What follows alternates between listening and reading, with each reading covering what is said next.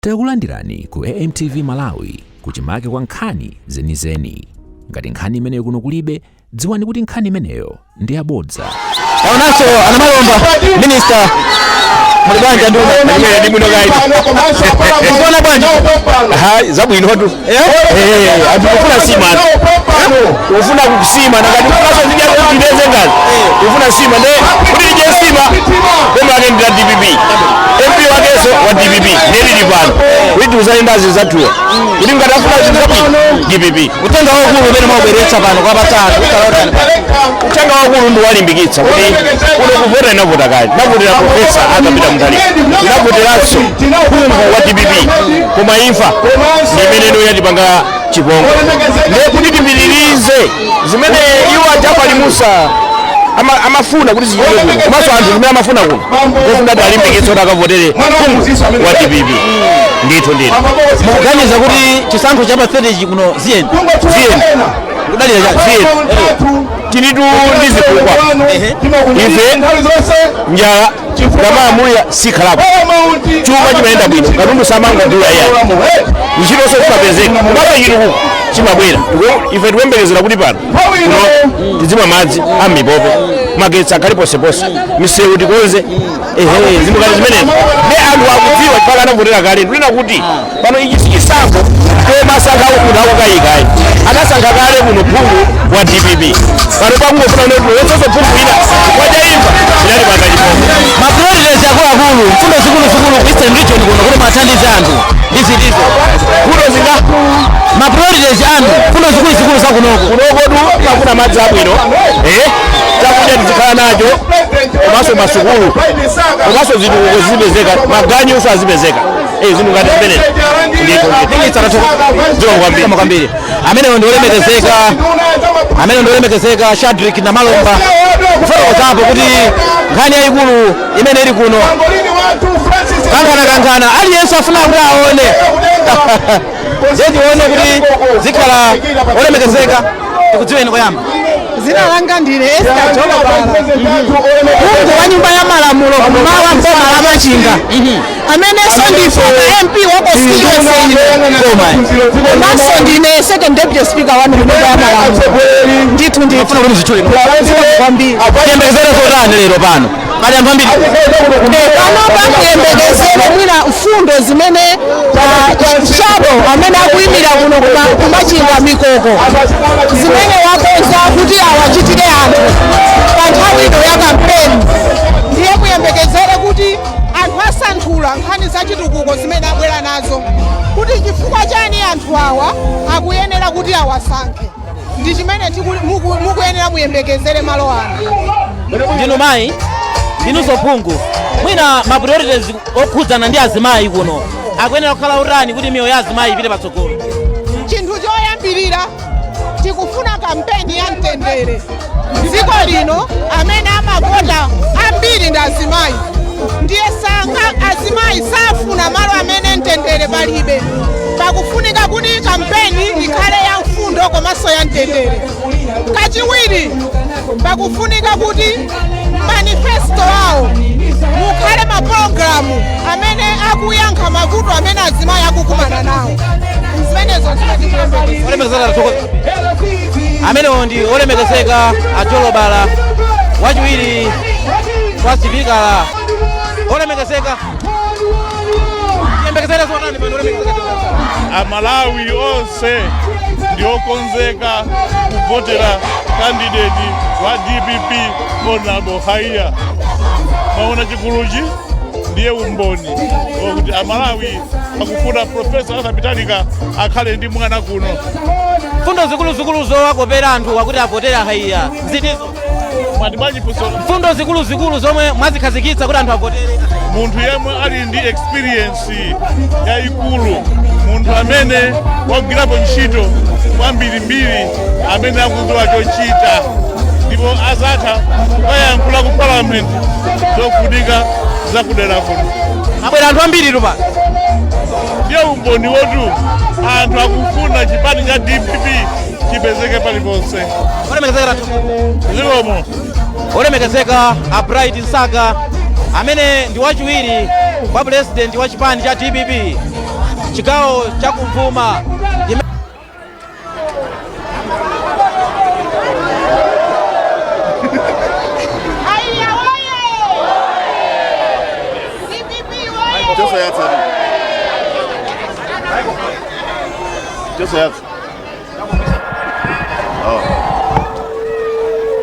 Ndimafuna ndipereke ulemu kwa inu Paramount Chief Kawinga eni ake adera lino. Ndiperekenso ulemu kwa inu VP amene ndinu mlendo olemekezeka pa mkumano uno. Ndimafuna ndipereke ulemu kwa mafumu onse amene mwakhala uku ndakuonani mafumu anga onse. Ndiperekenso ulemu kwa nonse amene takhala tenti tonse ndakuonani. Makamaka ulemu kwa wina aliyense amene wabwera malo ano. Chifukwa chosiya ntchito zanu ndikupezeka nthawi ino pano kunja kukuda muli pano. Timafuna tilemekeze chimenecho. Inu VP, ine ndili ndi mawu atatu okha. Tabwera pano chifukwa cha bambo Haiya. Ndimafuna ndikamalankhula ndi apempha Haiyawo atayima pafupi ndi ineyo ngati nkotheka.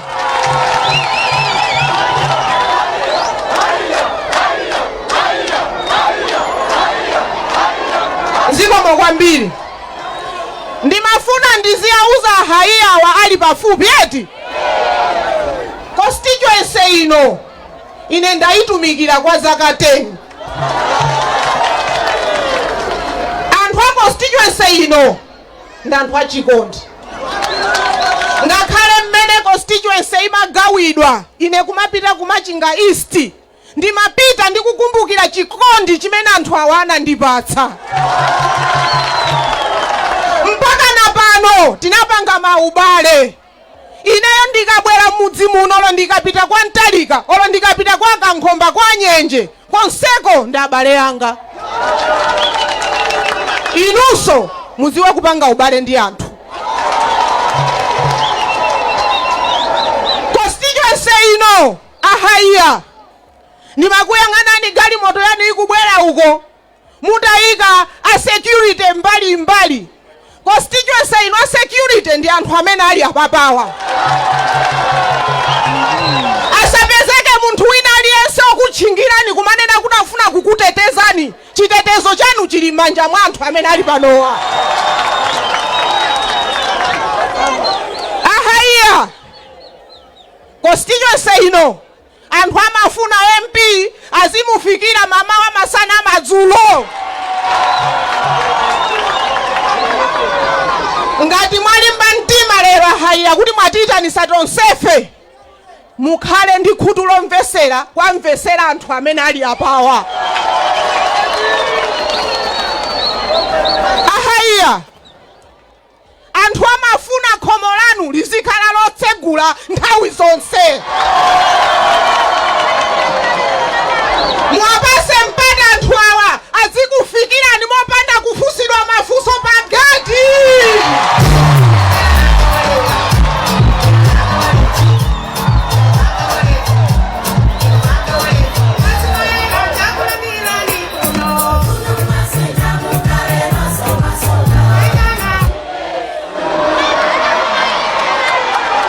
TV na beti koma timvesere uthenga. Constituency ino Haiya ine mmene ndinayitumikira ngati MP wa opposition. Ndinagwira ntchito komabe pena pake pamasalira. Tikumvana eti chifukwa munthu ukakhala wa opposition thandizo limene umapeza ndi Constituency Development Fund yokha. Kupatula Constituency Development Fund ukafikira bwanja president kuti ukapemphe. Constituency ino Haiya muitenge muikhazikise kapena muifupikise pafupi ndi Professor Arthur Peter Mutharika. Anthu akuno ku Machinga anasonkhanawo boma ili anavota kwambiri kuno. Ndipo ife ndife othokoza chifukwa chonena kuti APM amathokoza. Ndiye inu Haiya mukakhale MP omvesera muli nawo abale anu khaya ndi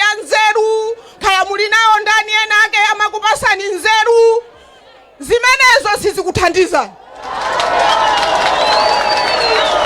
Chimene chingakuthandizeni. Ahaiya tabwera pano kupempha vote ya anthu awa amene ali apapawa. Mulolere mugwire ntchito ndi anthu amene ali apapawa. Wina aliyense amene sana kusapoteni ngakhale pa ma primaries mumutumikire. Ine ndatumikira constituency ino ngakhale anthu ena amene amanditukwana ndimatumikira.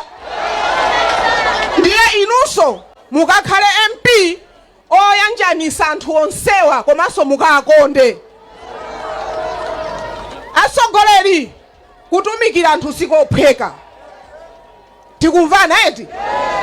Tivomereze kutumikira anthu ndikovuta. Koma chachikulu muwalole anthu akufikireni mumvesere. Pamene muli ndi thandizo thandizani. Pamene mulibe thandizo awuzeni kuti mwathandiza nthawi ina. Ndinafika pano anthu amandiuza kuti kumpanda sikunaseguke kumpanda kukwena kutsegulidwa kumpanda. Haiya.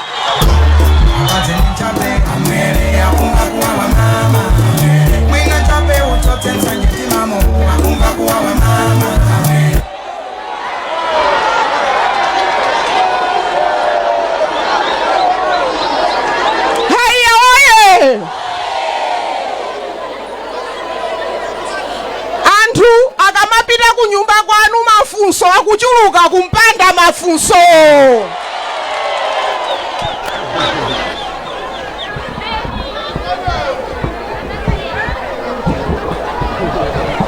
Ndima wameneyo ndimafuna tu kwa lero ndiyimire pati. Koma ineyo ndimafuna so ndinene kuti a Francisiwa ine ndikwadziwa. Nthawi imene ndimatumikira kuno ngati MP ndimalumikizana nawo ngati mwana wa kuno. Nthawi zina amathanso kundithandiza. Nthawi imene ndimatumikira kuno ngati MP. Francis ngati munthu tinene chilungamo makolo nonse muli apa uyo alibe vuto uyo. Ngati munthu alibe chani? Ino amene mwamuzungulira Francis muonesese kuti mukumuthandiza bwino osati kumbweresera so mavuto. Pamene mukutenga constituency no a Francis pakafunika pena pake kuti mukufuna mufunse ine ndilipo. Ine ndimachokera kuno ayuchi koma ndinapeza nyumba paselipa ndinakhala kuno kwakhalira anthu mkhonde kuno. Kuti nthawi ina iliyonse azindipeza eti. Mesa paja khumbi langa lili paseli papa. Pomba eti. Ndinabwera kuno kuzakhala kuti ndayandikire anthu. Ndipo kuno zonena kuti MP akasankhidwa masowa zinatha ninathesa ndine. Ndipo pamene inu mukubwera musatire chani mapazi yangawa. Ndipo ameneyo ndimafuna ndithokoze chifukwa chondipatsa nthawi kuti ndilankhule. Zikomo kwambiri.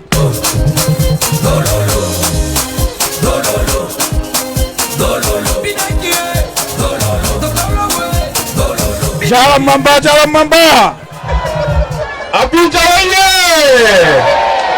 Asaka Haiya. Haiya oye.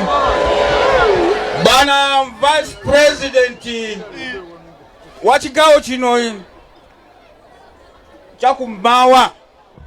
Nthawi ino ndifuna ndikupaseni uthenga umene wachokera kwa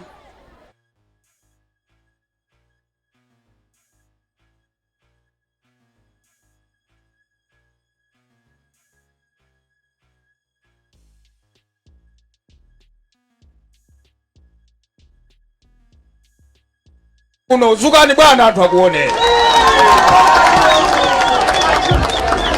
Komanso Bright Saka waye. Honorable Francis Haiya waye. Ife tonse uye. Ulemu kulemekezeka Right Honorable Bright Saka, Vice President kuno Western Region komanso Minister of Education.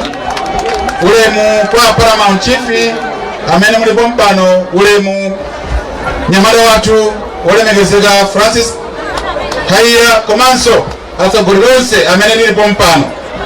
Ine sinabwere ndi uthenga wochuluka pali mwambi wonena kuti pamene padusa njere mpeni umapitaso pomwepo. Kuno tinali ndi MP amene timakhala naye ku parliament kuyimirira chipani chathu chokondeka cha DPP, olemerekezeka a Jafari Musa, mzimu wawo uuse mumtendere.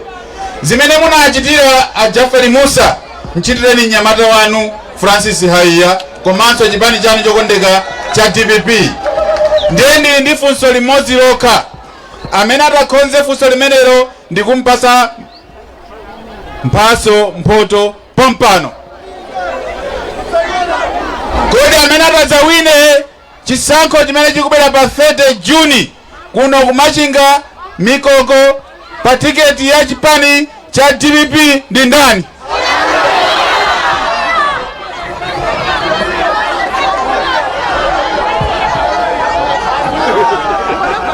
Amene akuzawina chisankho kuno ku Machinga Mikoko pa 30 Juni apa ndi nyamata wathu Francis Haiya.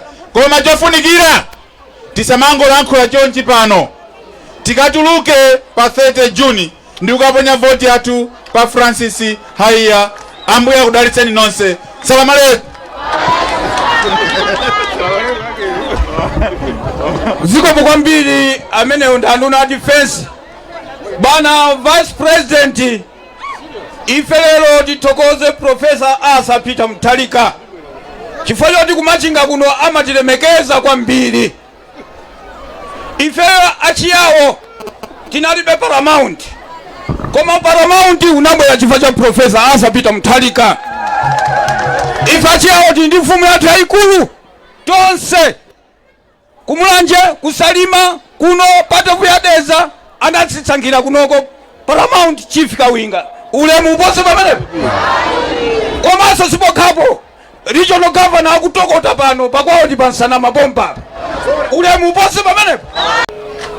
Ndikufuseni inuyo naweso kugwira ntchito ukabwera kumudzi kuna anthu amakuona ngati kuti kufuna kubikisana ndi MP, koma uthenga umenewo wakuti mukhalewo masukani. Ine ndikukudziwani bwino kwambiri panopa zimene anapanga iwo azi maphunziro amene anapangawa inenso ndinapanga, inenso ndine MP kwathu kumangochi kuchilipa uko awaso anapanga zomwezo. Kupita kuti ndithu tikagwira ntchito limodzi kunoko muona kudala nanga panonso tikudyaso chiledze ngati tonse sitikukhuta pano. Pano chimene tikufuna ndi misewu edi, tikufuna madzi abwino edi, amipope edi. Gemu ndi hayali apaya ndipo amene bwana kunja kukwada. Ine ngati mwana wanu amene ndili wokunenerani kuchipani mundilole kuti ndikudzutseni. Anthu amenewa akufuna amve mawu amene a president athu a Professor Asa Peter Mutharika akupatsirani kuti mwauze. Zikomo kwambiri bwana vice president.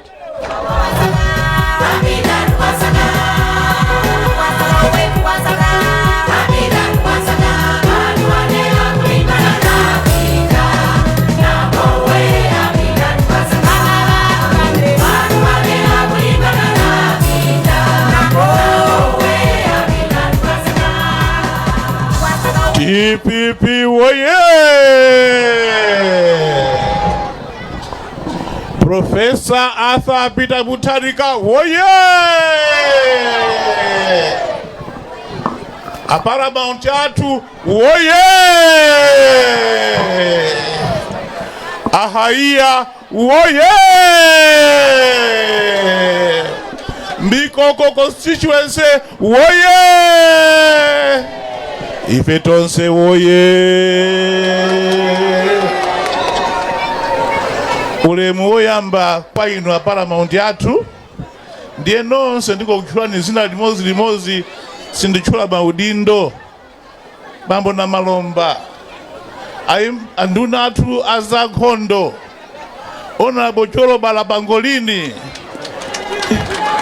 inu bambo athu Makande ndinu ankada kumeneko, Mai Kandeu, bambo Haiya amfumu athu ulemu wanu a campaign director atu ulemu wanu bambo Chikwanje RG watu ulemu wanu. DPP woye! Ino Chikwanje muntu abaku ponderera ni nkalasi mukubulandira kuchipati. DPP woye! Ine ndabwera pano andituma a Professor Arthur Peter Mutarika, msogoleri woziwa bwino kuyendesa dziko, msogoleri wobweresa chakudya Malawi, msogoleri amene wapangisa kuti maphunziro akhale aulere, msogoleri ameneyo wokondeka wandituma kuti ndizakuuzeni anthu akuno kumikoko kuti uyu Francis Haiya ndiye mwanawo wapamtima. DPP woye! Kuno kumikoko Professor Arthur Peter Mutarika akufuna kuti abwerese chitukuko. Tamvana tweti? Akufuna abwerese chitukuko kudzera mwa mwana wake Haiya. Chifukwa chakuti kuno kakhala munthu woti akutsutsa boma, akufuna kuti chitukuko chilephereke. Tamvana tweti? Maka mukavotera aja anthu ovira maso aja ndiye kuti kuno chitukuko sichiyenda. 5 billion chazingopomponeza ndicho linga chakuti kuno usachitike chitukuko inu mukwiye ndi profesa. Sichonje nanga ntchito ya anthu osusa ndi imeneyo. Koma pakali pano kuno kuchitike chitukuko chifukwa cha mwana wake wa Profesa Francis Haiya. Tamvana tweti? Francis Haiya ndi mwana wa mmuzi waphunzira konkuno. Ndi mlendo uyu ngati ndi wa konkuno tweti. Akuiziwa constituency ino chimozimozi mene amaiziwira a Jafari Musa. Mumulole Francis Haiya apitilize kuyendesa constituency ino mwachikondi mene amapangira a Jafari Musa. Koma chifukwa chakuti a Haiya ali ndi channel cha direct kyopita kwa Professor Arthur Peter Mutarika, siziyavuta kuyendesa constituency ino. Tamvaso kuti munthu yu ndi wophunzira kwambiri. Ino agogo mwina mwake tikhale pansi. Sitikuziwa kuti kodi ku Eastern region kuno anthu ophunzira mwina wangati. Tikuzizimuka atu izi kuti ndi munthu wina kuno ku Machinga wophunzira ngati Haiya. DPP woye! Ndi mphepo iyi? Abale muli ndi munthu wophunzira bwino ndi muzikatenga zinazi. Ndi amati usawi ichichi kapena ukwiri eti. Munthu wongoka bwino wophunzira bwino ali ndi experience amaziwa amene zimayendera zinthu ndiye mukatenge zina zija. DPP woye! Ndipo MP azikhala ndi masomphenya. Tamvana tweti? Azikhala ndi masomphenya kunena kuti kodi ine ndikufuna ku MP kuti anthu andiyapangire chani. Haiya atu ali ndi zawo awa. Haiya ali ndi zawo awa. Ena chifukwa ma MP ena amaufuna u MP wo chifukwa cha ndalamazo kuti adyepo. Haiya ali ndi zawo awa. Ndalama zonse za chitukuko zibwera kudera kuno. Ndiye ndi ayimise Haiya kuti nawonso ayime pambali pangapa.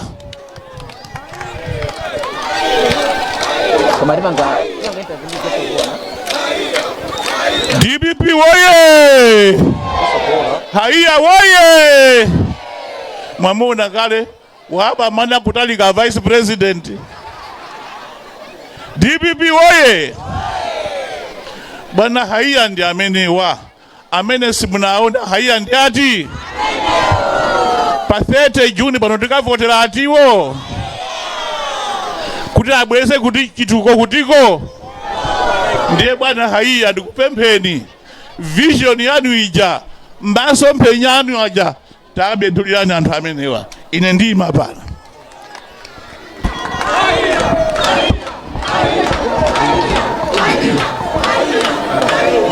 Chala mwamba. DPP woye! DPP woye! APM woye! Mwanansaka woye! Aparamount athu woye! Ife tonse woye! Vice President athu akuchigawo chino mosunga nthawi maulemu onse monga mmene aperekedwera kale. Ine ndikuthokozeni kwambiri ndikukulandirani kuno ku Machinga Mikoko. Inu ndi nduna zonse zimene zafika malo ano. Komanso ndithokoze azifumu ndi abale nonse amene mwachitira ulemu msonkhano uno. Akuti mosunga nthawi ndikupaseniko ni masomphenya amene ndili nawo. Monga mmene olemekezeka Jolobala anena, kuno mbuyomu timasogoleredwa ndi ma MP osusa. Koma mmene mwamvera kunena kuti chikakhala kuti MP yo ndi osusa, chitukuko chimakhala chovutirapo. Aka kanali koyamba nthawi ya malemu Jafari Musa kuti kuno tinasankha MP wa chipani cholamula. Ambuye anawatenga amene anapangira mucha. Koma tili ndi mwayiso obwezeresa chimenechi pa 30 Juni pano. Kunena kuti tisankhe MP wa chipani cholamula. Chifukwa zikatero mucha chitukuko chimakhala chophweka. Mwawamva a Vice President apa kunena kuti ngati kuno kuli mwana wamkulu kuta moyo ndi ndani kodi? Ndi ndani kodi? Kodi Machinga Mikoko muso wanso umboni wanji mmene abwerera nduna ma MP ndi akuluakulu yena pa msonkhano uno. Ichi chikhale chisimikizo kwa inu kunena kuti kuzakhala kophweka kukapeza mathandizo, kukapeza zitukuko kuboma ngati musankha ine ngati MP wanu pa 30 Juni pano.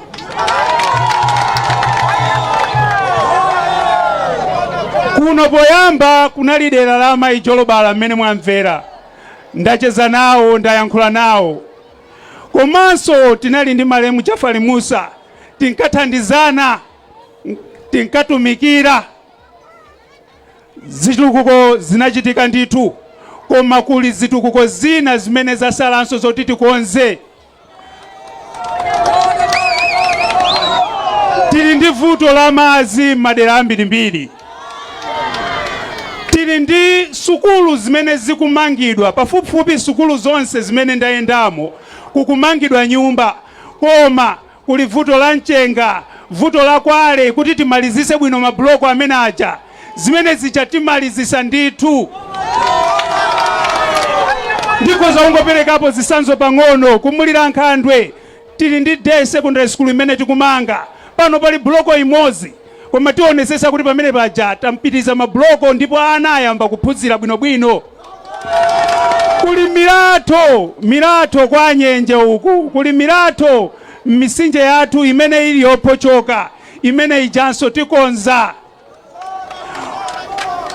Koma choposesa china ndichokuti President wathu APM komanso manifesto ya DPP muli thumba la paderadera, thumba la CDF limene apereka ndalama ya 5 billion ku constituency ina iliyonse. Ine ndionesesa kuti ndalama imene ija yagwirisidwadi ntchito kukomera inu anthu amuno mu Mikoko constituency. Mmene muja muli ndalama za amayi ndi achinyamata. China chimene ndayamba kale, magulu azimayi amene alipo kale ma village bank ndi magulu ena. Tikuphunzitsani mapangidwe a business. mwamva kale kuti lina luso langa ndikawerengedwa ka ndalama ndi mabizinesi kuti ndalama ija yangongole ija ikamakupezani ikupezeni mutaphunzira mmene mungasamalire bwino ndalamayo. Pakutero ndiye kuti inu mabizinesi anu azakhala ndithu. Koma kuti izi zitheke, pempho langa ndilo kuti monga mmene tatulukira lero, tiyeni tikatulukenso pa 30 June. Tiyeni tibwerere mmidzimu ndikuwauza anthu kuti mtsogoleri wathu pa 30 June pano ndi Francis Haiya. Ndipaseni mpata okuti ndikutumikireni. Ndakondwera zikomo kwambiri kuti munafika. Tikhala tikupangisa misonkhano mmidzimu mukamva kuitana atulukaniso ni mmene mwatulukira lero. Zikomo kwambiri, zikomo kwambiri.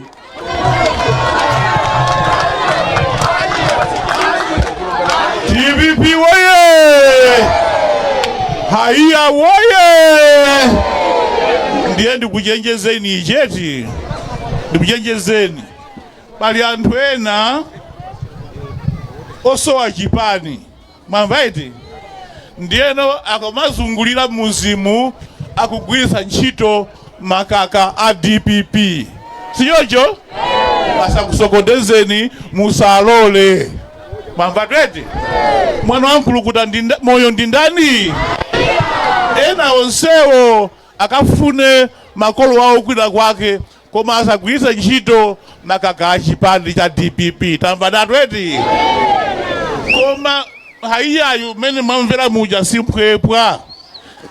Haiyayu akutumikirani bwino kuposanso mene zinalili kumbuyoku. Tamva tweti? Haiya akutumikirani bwino aonesesa kuti inu kuno munjoye usogoleri wa Profesa Arthur Peter Mutharika. Ndimawa amenewa chifukwa cha nthawi ndikupempheni kuti mukatuluke mwa unyinji pa 30 June. Nanga kuvota mwayiwala ngati? Mwayiwala ngati? Timavota bwanji nanga? Timaonera chani? Maonera chani nanga? Chimanga chingati? Chimanga chingati? Na ulendo uno tikavota malo amozi eti? Usachonga malo atatu eti? Malo angati? Pachimangapo pakakhala nkhope ya ndani. Nkhope ya ndani? Pamenepo kuti chani? Sibazi zathekatu. Tikafuna kupoka timati chani? Dindu. Ndiye kupoka tukwereko. Tikafuna kupoka timati chani? Simavota pamenepo. Ndikufuna nzabwino zonse tibweranso koma sindikukayika kuti kuno Haiya akuwina. Zikomo kwambiri.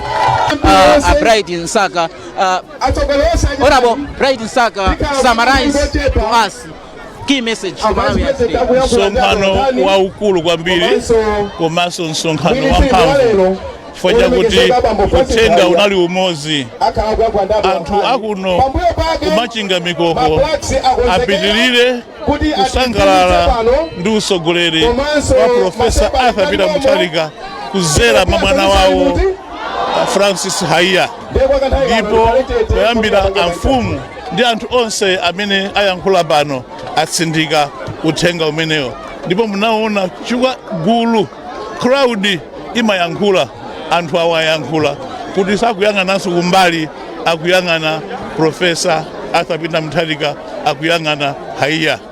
Ndiponso chodabwisa Mai Jolobala achipani cha UDF abwera pano kuzapanga DPP woye, kuzapanga endorse candidate wa DPP yemwe ali Haiya. Iwo ndi akuno, anali kuno, akuwaziwa anthu akuno, akufuna kuti Haiya apitilize pamene anasira iwo. Pene iwo alwa DPP. Sana alwa DPP mumaziwa aso ndi UDF.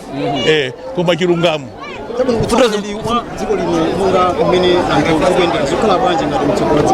Inu mukuziwanso kuti amalawi panopo ndi okhutira.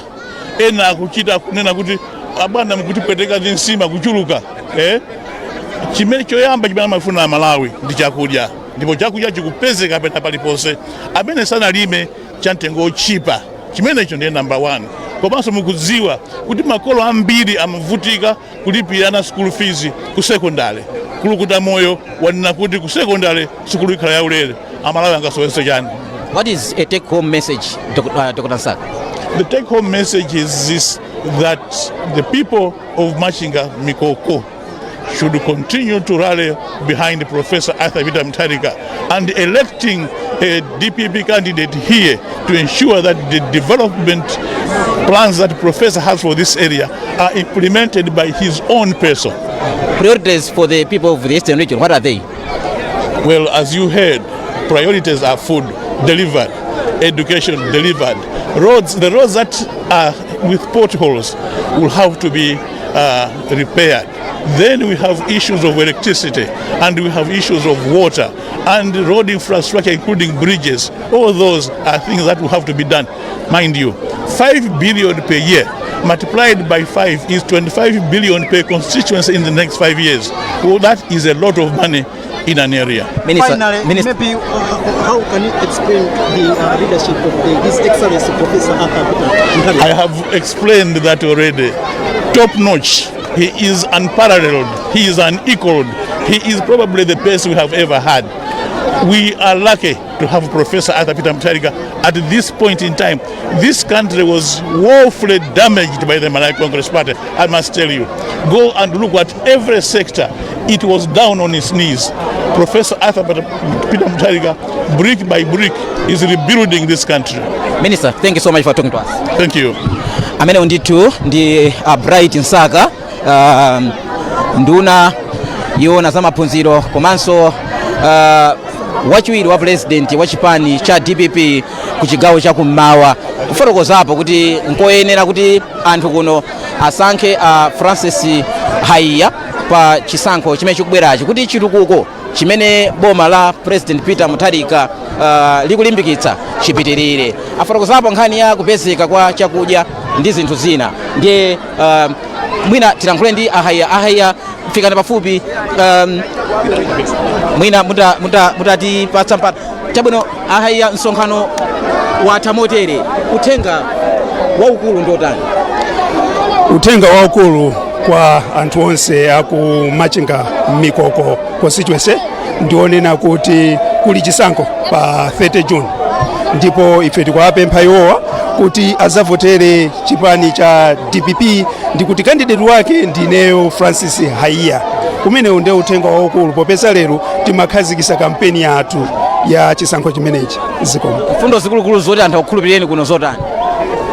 Mfundo zikuluzikulu zokuti anthu andikhulupirire kuno ndizonena kuti koyamba ndinedi mwana weniweni wa mkulukuta moyo, ndikuti pamene asankha ine ndiye kuti asankha MP amene ali mu chipani chimene chikulamula.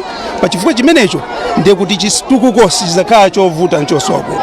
Mfundo ina ndionena kuti ndine wa mtima wothandiza ndi wachitukuko nkale, ndikuti china chimene ndikuyenera kupanga mu nthawi yanga ndionesesa kuti ndalama izo zimene boma limatumiza ku ma constituencies zimene zikugwiritsidwa ntchito moyenera ndipo moonekera ndipo mowerengedwa bwino, ndikuti zikupindulira anthu onse a mu constituencywo. Monga mmene mwamvera ndizayesesa kunena kuti zizagwire ntchito yotumikira anthu osatinso zina ayi. Tatokoza kwambiri. Zikomo. Ndithu wana amene ndithu ndi Francis Haiya amene akuyimira chipani cha DPP kuno. Mwina mwansangasanga Mai Jolobala inu nda UDF koma lero ndeno mwalankhula mwapangira kampeni candidate wa DPP inu wa UDF bwanji. Chinthu chimodzi chimene ndimafuna kuti ndilankhule kwa Malawi ndichonena kuti kaya anthu ndifosiyana zipani motani, koma chipani china chilichonse chikamalankhula chimalankhula nkhani yonena kuti akufuna kupangira anthu kapena kuti kuyimirira anthu. Ndiye tonsefe cholinga chathu ndi chimodzi, ndiye kuyimirira anthu. Ndiye zisakudabwiseni kwenikweni chifukwa cholinga changa nkuti anthu akunoko ayimiriridwe. Eya, malangizo amene munapereka aja anali nditooneka achindunji munapangira ntchito chifukwa choti kuno ndi kwathu anthu andikwadziwa bwino, inenso akundidziwa. Chimene amakonda ine ndimachidziwa, chimenenso ine ndimakonda iwo amachidziwa. Ndiye ndimafuna ndipereke malangizo kwa kandidate kuti iyeyo akamagwira ntchitoyi awadziwenso anthu ngati mmene ine ndikuwadziwira, ndipo kuti ayende nawo bwino amafunikabe upangiri umene ndayankhula papa uti. Ndithu kulankhula amene mwalankhulira pano kapena mtsogolo mutinene kuti mwina mukhala mukufumuka UDF kupita mbali naye mangolankhulira pakadali pano mmene ndanenera muja kuti a Francis akuyimirira anthu akuno kumachinga mikoko kumene ine ndakhalapo MP, nyumba yanganso ili konkuno.